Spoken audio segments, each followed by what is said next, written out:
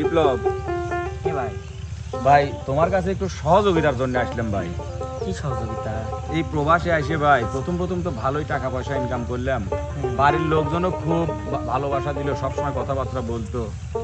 আজ 3 মাস কোম্পানি বেতন দেয় না, নিজের খাবার কথা বাদই দিলাম, বাড়িতে টাকা পয়সা পাঠাইতে পারতেছি না, বাবা মা খুব অভাবের মধ্যে আছে, তারা খাওয়াটা ঠিক মতো খাইতে পারতেছে না। তোমার কাছে আসলাম ভাই, যদি কিছু টাকা দিতে আমাকে, তাহলে আমি বাড়ি পাঠাইতাম, আমি বেতন পাইলে তোমাকে দিয়ে দিতাম ভাই। হায় রে আল্লাহ ভাই, আমার কথা কি কব? আপনিও তো যে কোম্পানির চাকরি করেন, আমিও সে নেই করি, তো বেতন যদি আপনারও না আসে, আমারও তো আসে নাই, আর আমিও বাড়ির টিয়া পয়সা পাঠাইতে পারতেছি না ভাই। আমার খুব বিপদ আছে, আমার 2টি বোন, তারপরে আমার বাপ মা, আমার নানি, সবাই আমাকে দেয়া লাগে ভাই। আমি কি করবো কোন? আমারও টিয়া পয়সা খুব দরকার। আমিও তো ভাবতেছি আপনি কব জায়গা। আসলে আমি মনে করছিলাম যে বেতন তো পাইনি, এটা জানি, তুমিও পাও নাই তাও জানি, কিন্তু আমি মনে করছিলাম যে হয়তো তোমার কাছে 2-4 টাকা যদি মানে ক্যাশ ট্যাশ থাকতো, যদি তুমি আমাকে একটু দিতে, তাইলে আমি হয়তো একটু বাড়ি পাঠাইতাম, তাহলে বাড়ির লোকজন একটু খাওয়া দাওয়া ঠিক মতো করে পারতাম। ভাই আমার কাছে আসে হচ্ছে $100।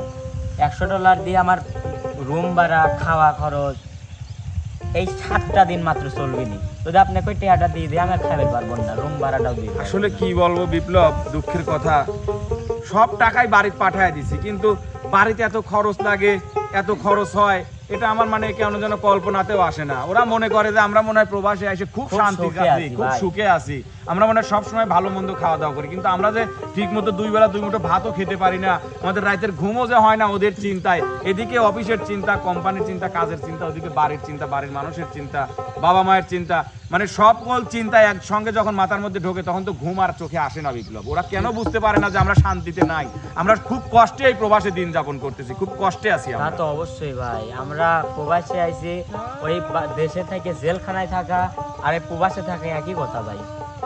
মানে জেলখানার চেয়েও কষ্ট। জেলখানায় থাকলেও মনে করো যে বাবা মা, ভাই বোন, আত্মীয় স্বজন মাঝে মধ্যে এসে দেখা সাক্ষাৎ করতে পারে, একটু মনে শান্তি লাগে। কিন্তু এমন একটা জায়গায় এসে আমরা দাঁড়িয়েছি, ইচ্ছা থাকা সত্ত্বেও মানে তারা আসতে পারতেছে না। এমনও সময় হয়, এমনও কোনো প্রবাসী আছে যাদের বাবা মা মারা যায়, তারা শেষ দেখাটা পর্যন্তও দেখতে পারে না।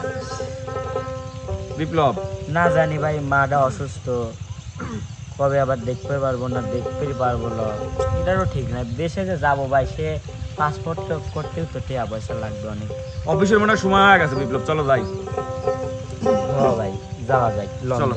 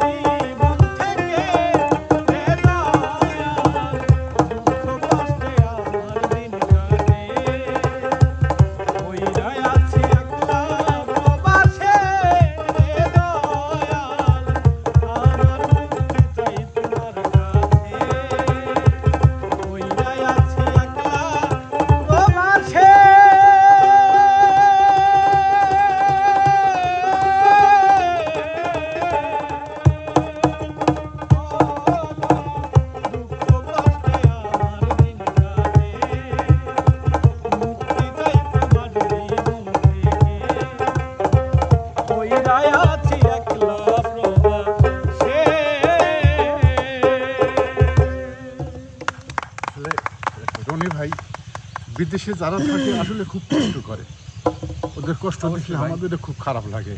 হ্যাঁ, যাই হোক, তোমাদের জন্য আমরা দোয়া করবো, সারা জীবন তোমরা ভালো থেকো। প্রবাসটা জীবন খুবই কষ্টের জীবন। আসলে শুনি তো আমাদের যারা দূরদেশী ভাই বোনেরা আছে অনেকেই কথাবার্তা হয়, তাদের কষ্টের কথাগুলো মানে যে গানের মাধ্যমে প্রকাশ করি আমরা, কিন্তু আসলে কথাগুলো কিন্তু আসলে বাস্তব। এইখান থেকেই আমার বড় ভাই একটু সামনে আসেন, মিলন ভাই, আপনাদের এই কিছুটা দৃশ্য হয়তো এগুলো আমার বাস্তব জীবন থেকেই নেওয়া, সেইটাই একটু উপস্থাপন করে পাশাপাশি আমার গানটা রাখলাম। তো ভাই কিছু বলেন। প্রিয় দর্শক মণ্ডলী, আসলে বলার কিছু নাই, যে কথাগুলো গানে বলে গিয়েছে সেই কথাগুলো তো সত্যই, এর পাশাপাশি আরও কিছু সত্য আছে যেগুলো আসলে গানের মাধ্যমে তুলে ধরা সম্ভব হয়নি। আসলে আমরা শুধু মানে দেশের বাইরেও যদি এক জেলা থেকে আর এক জেলায় যাই বাড়ির জন্য, আত্মীয় স্বজন, পিতামাতা, ভাই বোনের জন্য আমাদের অনেক অনেক কষ্ট হয়, যেখানে গিয়ে আমরা 2 দিন বা 3 দিনের বেশি থাকতে পারি না। সেখানে বছরের পর বছর আমাদের প্রবাসী ভাই বোনেরা আমাদের দেশের বাইরে থাকতেছে, তারা আমাদের জন্য কষ্ট করতেছে, আমাদের মানে দেশের উন্নয়নের কাজে তারা সহযোগিতা করতেছে, তাদের পরিবার পরিজনের জন্য তারা কষ্ট করতেছে। তো সর্বসময় আমাদের সেই প্রবাসী ভাই বোনদের জন্য দোয়া এবং ভালোবাসা থাকবে। মহান আল্লাহ তাআলা যেন ওনাদেরকে সবসময় সুস্থ রাখেন এবং সহি সালামতে সুস্থ শরীরে মায়ের সন্তান যেন মায়ের কোলে ফিরে আসতে পারে, সেই কামনায় আজকের মতো বিদায় নিচ্ছি। সবাই ভালো থাকবেন, সুস্থ থাকবেন। আল্লাহ হাফেজ।